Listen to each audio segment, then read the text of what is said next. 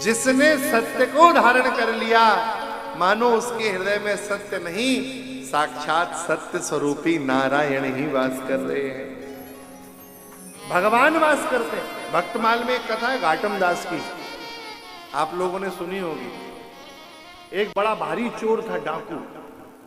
वो मरने लगा तो उसके 4 बेटा थे, चारों सामने खड़े थे। पिताजी कोई अंतिम इच्छा, और डाकू तो डाकू था, बोले महाराज एक इच्छा रह गई, हम राजा के यहां डाका नहीं डाल पाए, उसके यहां डाका डालने की बहुत इच्छा थी।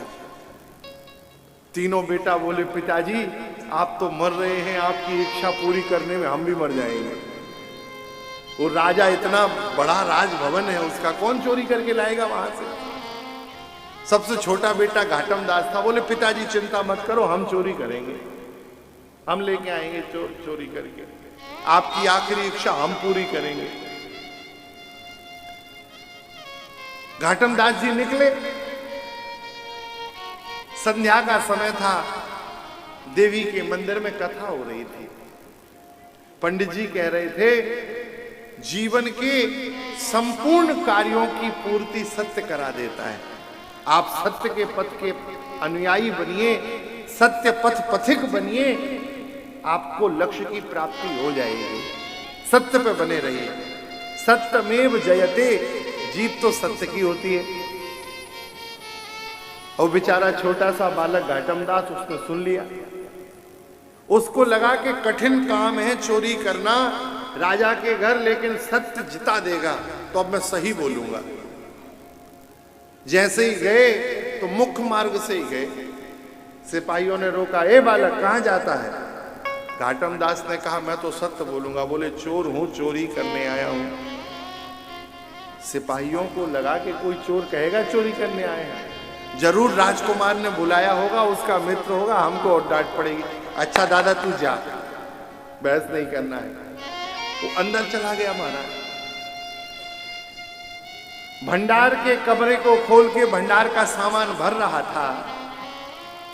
बाहर जो सेनापति घूम रहा था उसने कहा कौन है?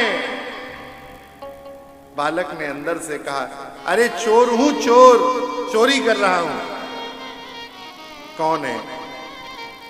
सेनापति को लगा कि चोर भला ऐसे बोलता कि मैं चोरी कर रहा हूं, चोर हूं। राजा का कोई विशेष सेवक होगा, काम कर रहा होगा, डांट पड़ेगी, हम लोगों को फटकार लगेगी। अच्छा अच्छा ठीक है भैया, तू कर काम कर अपना। महाराज झोली भर के ले जाने लगा। सैनिकों ने कहा क्या है इसमें? सबके सामने रख दिया। बोले चोरी का सामान है, लो। उनको लगा कि महाराज ने उपहार दिया होगा। जाओ जाओ, हमारे महाराज बहुत उदार मना है, बहुत बहुत उपहार देते हैं, जाओ यहां से। वो महाराज चोरी करके जाने लगा तो अस्तबल से राजा का एक काला घोड़ा था, वो काले घोड़े को ले गया। तब तक पता लगा कि सच में चोरी हो गई। अब सब सैनिक बोले राम राम, हमारे सामने से वो चोर चला गया, तत्काल पीछा करो। सबने घोड़ों से पीछा किया। इस पूरे क्रम में रात व्यतीत हो गई, भोर का समय था। जिस देवी मंदिर में कथा हो रही थी, घाटम दास जी को लगा कि मुझे प्राप्तव्य प्राप्त हो गया, मैं देवी के दर्शन करके प्रणाम कर लूं। तो घोड़े के ऊपर सामग्री रखकर घाटम दास जी दर्शन करने गए। सैनिकों ने देखा कि मंदिर के बाहर एक सफेद घोड़ा खड़ा है, उस पे सोने का सामान भी है। वहीं घाटम दास पकड़ा गए, सभा में लेके आए। राजा ने कहा तुमने चोरी की है, तुम्हें दंड मिलेगा। बालक घाटम दास ने कहा महाराज आप दंड दीजिए, कोई आपत्ति नहीं, लेकिन चोरी हमने छुप के थोड़ी की है। हमने तो जब जा रहे थे तब इनसे कहा, उठा रहे थे तब इनसे कहा, और ले जा रहे थे तब इनसे कहा। ये तीनों सैनिक गवाह हैं, इनसे पूछ लीजिए, हम तो कह के आए चोरी करने आए हैं। इन्होंने जाने दिया तो चले गए। राजा बोला बाकी सब ठीक है, ये बताओ मेरा सबसे प्रिय जो मेरा श्याम घोड़ा था, जो काला घोड़ा था, वो कहाँ है? तो बोले महाराज घोड़ा तो वही है जिस पे हम बैठ के गए थे। तो बोले वो तो गोरा हो गया, सफेद था, काला कैसे?